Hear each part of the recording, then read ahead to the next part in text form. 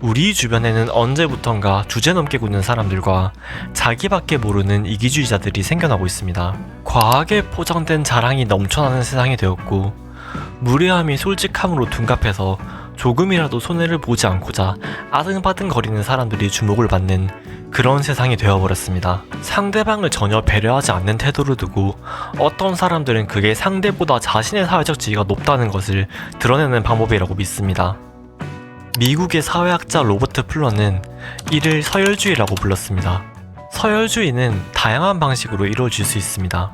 예를 들어 여러분이 누군가에게 악수를 청하는 방식, 여러분이 질문을 하거나 다른 사람의 질문에 대답을 하지 않는 방식, 다른 사람들의 말에 참견하고 그들의 태도에 대해서 해석을 달아주는 방식 등, 그런 태도를 보일 수 있는 사람이 승자이고 그런 상황에서 당하는 사람이 패자라고 사회적으로 암묵적인 합의를 한 것처럼 보입니다.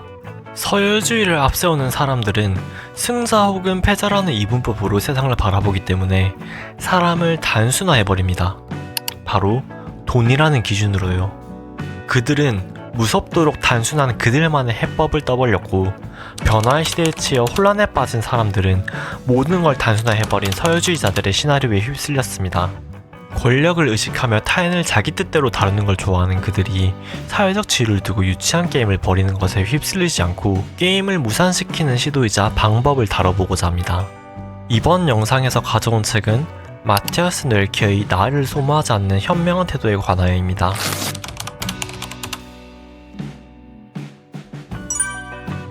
1990년대는 긍정적인 사고가 우리를 덮쳤던 시대입니다. 행복해서 웃는 것이 아니라 웃기 때문에 행복하다.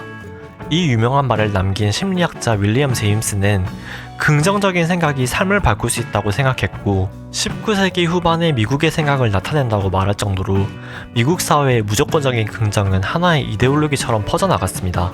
그러는 사이 긍정적 사고의 평판이 흔들리기 시작했습니다. 일부 너는 모든 걸 할 수 있어 라고 외쳐댄 유명 인사의 성공이 사실은 정신적인 힘이 아니라 탈법적인 수단이 동원된 결과라는 것이 알려지면서 긍정적 사고가 영혼 없는 성공 지향형 로봇으로 탈바꿈될 때 얼마나 끔찍한 일을 가져오는지 보여주었습니다. 성공 지향형 사람들은 거창하게 보이기 위해 다른 사람의 주의를 끌고 그런 과장된 행동이 자신의 가치를 증명해준다고 믿습니다.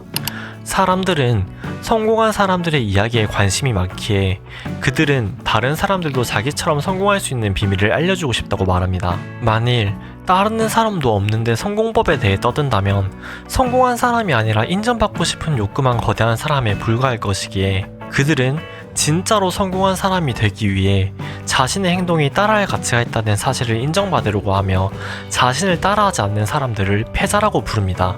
이 때문에 셀프 마케팅 혹은 자기 PR이 필수라는 말이 당연하게 들립니다.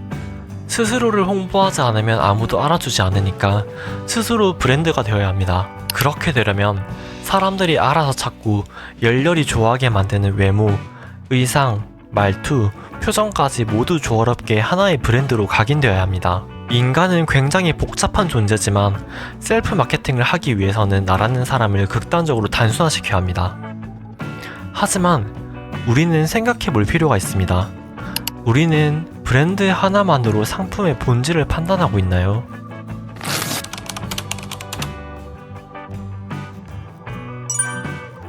자기 자신을 부풀리고 성공을 과장하는 대자기 PR 성공 발휘의 시대에서 항상 자신에 대해, 그리고 자신과 관련된 일이나 성취에 대해 실제보다 낮춰서 말하는 사람들이 있습니다. 예를 들어 안 좋은 일이 생겼을 때 구구절절 하소연하는 대신 그냥 이런 일이 있을 수도 있지 하고 말을 아끼거나, 뭔가 성공을 했을 때도 운이 좋았어 라고 말하며 자신이 이룬 성과는 결코 자신이 대단해서가 아니라고 말하곤 하죠.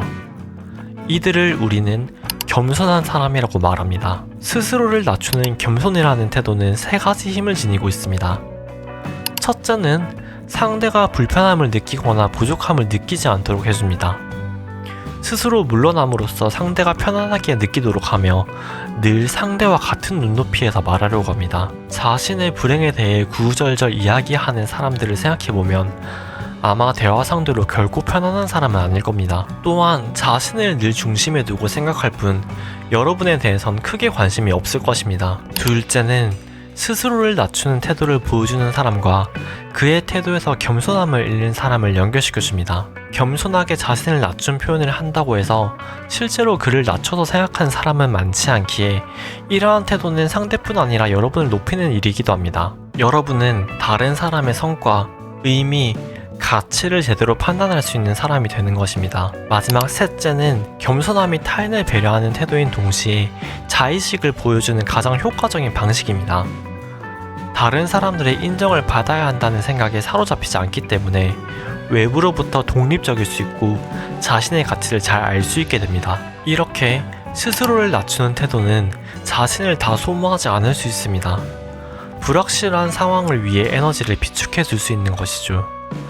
과대 포장할 필요 없이 있는 그대로의 나로 살아갈 수 있다는 것. 현실 가능한 목표 안에서 계획한 대로 하나씩 이뤄나갈 수 있다는 것. 그리고 다른 사람들이 그런 자신을 진지하게 받아들일 수 있도록 해주는 것이 기쁨으로 다가오게 될 것입니다.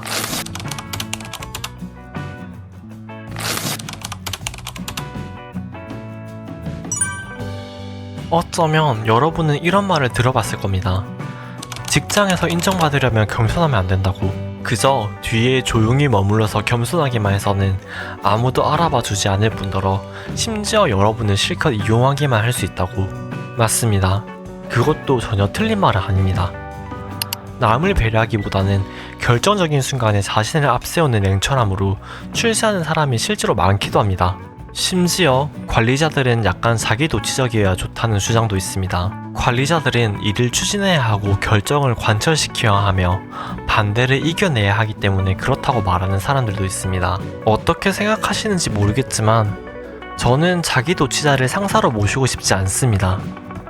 저는 존중받고 싶은 존재이지 게임에 등장하는 캐릭터이고 싶지 않습니다. 훌륭한 리더란 직원들의 능력과 재능을 키워주고 자신의 경험과 지식을 활용하되 직원들의 말에 경청할 줄 압니다. 직원들의 능력과 재능에 다가가려면 관리자는 약간 물러나 있어야 하기 때문입니다. 하지만 겸손하게 물러서 있더라도 끝까지 분명히 손에 쥐고 있어야 하는 한 가지가 있습니다. 바로 독립성을 잃지 않는 것입니다. 타인이 여러분을 함부로 대하거나 거짓되게 매도하거나 존엄성을 앗아가려고 시도할 때 자신의 생각을 분명하게 이야기해야 합니다. 상대가 무례하게 굽는 상황에서 그들의 나쁜 행동을 확인시켜주는 것은 필요하며 이해할 수 없는 과장된 태도를 보인다면 분명히 짚어주는 것이 좋습니다. 자신의 생각을 분명하게 이야기하는 것은 겸손함과 더불어 현명한 사람이 가진 대표적인 태도입니다.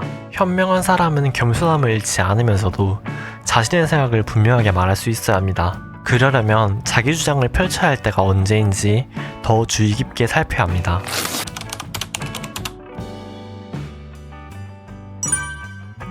컨설턴트이자 사치를 다시 생각한다의 공동 저자인 마르쿠스 알베르스는 자랑하는 유행은 지나갔다고 말합니다. 브랜드 로고는 아주 작거나 아예 보이지 않게 디자인되고 있으며 때로는 최소한의 것들만 의식적으로 선별하고 그것에 더 중요하고 특별한 가치를 부여하는 미니멀리즘을 예찬하기도 합니다.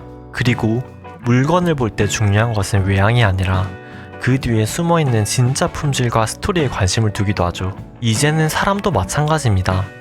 자신이 무엇을 가지고 있고 무엇을 알고 있으며 얼마나 대단한지에 대해 말하지 않습니다. 때로는 과소평가 받게 될 수도 있지만 오히려 좋습니다.